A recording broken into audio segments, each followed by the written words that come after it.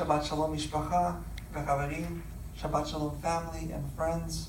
I would like to continue the series that we started a number of weeks ago, Efrayim, It Is Time to Come Home. And in part 4, I would like to zero in on immersion, otherwise known as water baptism. And before we do, I would like to look at a few more passages of prophetic restoration. And we spoke in the weeks previous about the restoration of Efrayim, as was spoken in Yeshua's parable of the two sons, the prodigal son who went astray, and the older son who remained faithful. And the question was asked to me, Michael, how do you know that Yeshua is speaking about Judah and Ephraim? How do we know that Yeshua is speaking about the people of Israel and the people of Judah in this parable? We know this because Yeshua himself said, I have not come except for the lost sheep of Israel. So when he was addressing his Jewish audience, he was relating to them the parable in language and terms they would have understood.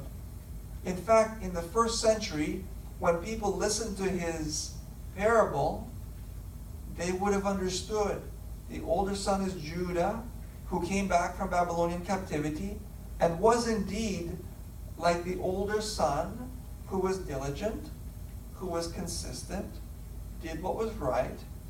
Think about it. The Jews, they study the Torah faithfully. They do. They are very diligent. They are very dedicated. And Ephraim, the 10 tribes who had gone astray, who had gone to Assyrian captivity, and from there were dispersed among many nations as far as Eastern Europe, and from there beyond into North America and towards the east. They were scattered all around the world, literally, as God prophesied it would be.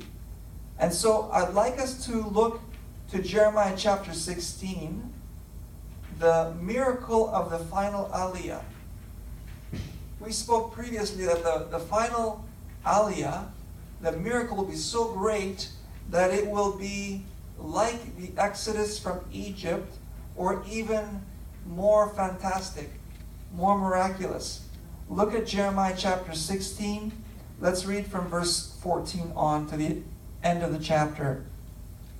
Therefore, says Yahweh, the day will come when people will no longer swear, as Yahweh lives, who brought the people of Israel out of the land of Egypt, but as Yahweh lives, who brought the people of Israel out of the land of the north, and out of all the countries where he drove them.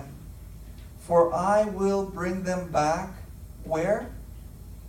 To their own land, which I gave to their ancestors. Verse 16. Look, says Yahweh, I will send for many fishermen, and they will fish for them. Afterwards I will send for many hunters, and they will hunt them from every mountain and hill, and out of the caves in the rocks. Let's pause there for a moment. The Father says, I will bring them back to their own land. He says, I will send for fishermen. And you know, when a fisherman catches a fish, what does he do? He reels it in. He pulls it in. And so God says, I will send for people to invite the Jewish people to come back to the land. I will try to send fishermen who will go and pull them in. And today, the Jewish Agency is doing just that. In fact, through Nefesh B'Nefesh and other organizations, they are literally romancing Jewish people in North America to make Aliyah, and in Europe. Now, there was a huge wave of Aliyah in the 1990s and early 2000s from Russia. Did you know that there's 1/4 of the population of Israel speaks Russian? Huge wave of Aliyah. Noga was part of an earlier wave of Aliyah from Arabic countries. Now, it says here that he will send for many hunters. Hunters, they go and they hunt for prey. And so hunters will go and they will, it says here, will hunt them from every mountain and hill and out of caves in the rocks. The hunters, they will force the Jewish people to make Aliyah. And part of that answer, you may disagree with me, but part of that answer is radical Islamic terrorism. If you pay attention to what has transpired in France with the terrorist acts against the Jewish communities, and as a result, the large numbers of Jewish people that are saying, you know what? We are no longer safe in France. We are going home. And so, look at verse 17. For I see all of their ways. They are not hidden from me. Their crimes are not concealed from my eyes.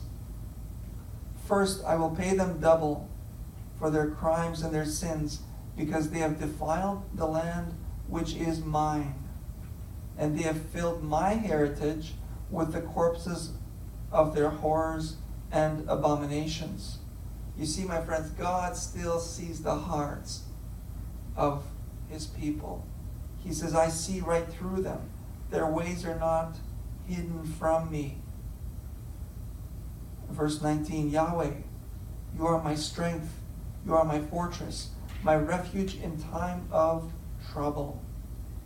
The nations, that is the Goyim, the Gentiles will come to you from the ends of the earth, saying, our ancestors inherited nothing but lies, futile idols, completely useless. Can a person make himself gods? In fact, they aren't gods at all. Therefore, I will make them know once and for all. I will make them know my power and my might. Then they will know that my name is Yahweh. Here, the prophet Jeremiah,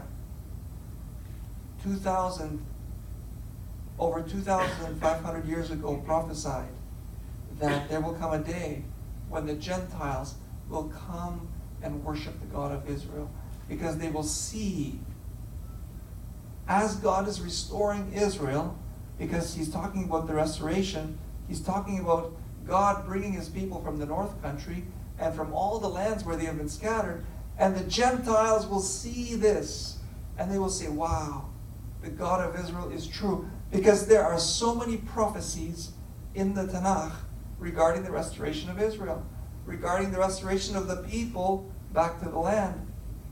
And the Gentiles are going to say, our ancestors, we inherited lies.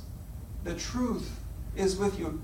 The other prophets, they speak of Gentiles grabbing a hold of the tzitzit of a Jew, saying, please, we want to come with you to Jerusalem to worship the King, because we know that God is with you.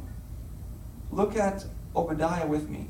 Obadiah the prophet is just one chapter, from verses 15 to 21. For the day of Yahweh is near.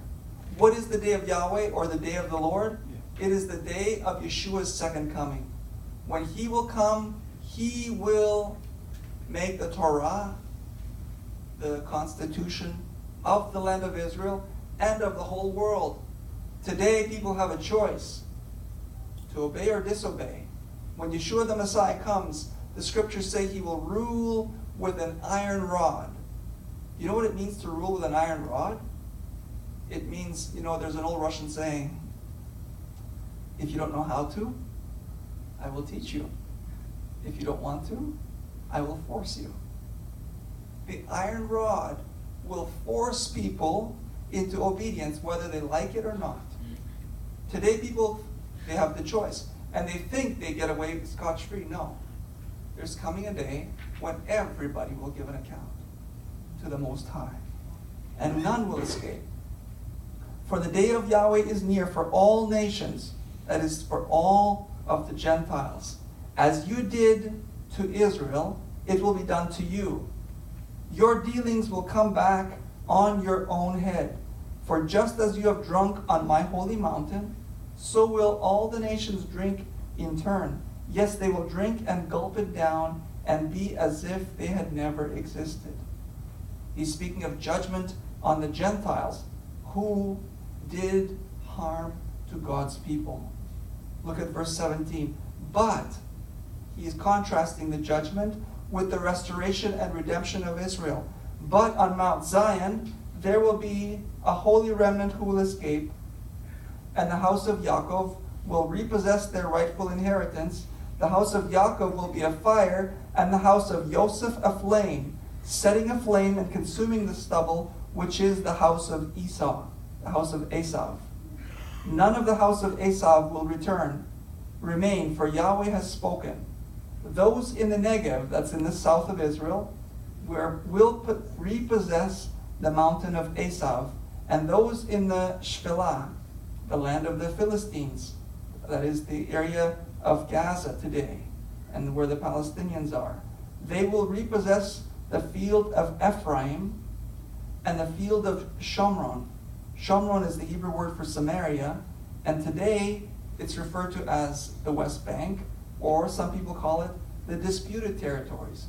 Folks, when Yeshua comes, the territories will be no longer disputed. And Benjamin will occupy Gilead, which is in modern-day Jordan. Those from this army of the house of Israel, exiled among the Canaanim, as far away as Tzarfat.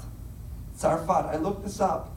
Tzarfat could refer to Zarephath, which is a Canaanite city in Lebanon, okay?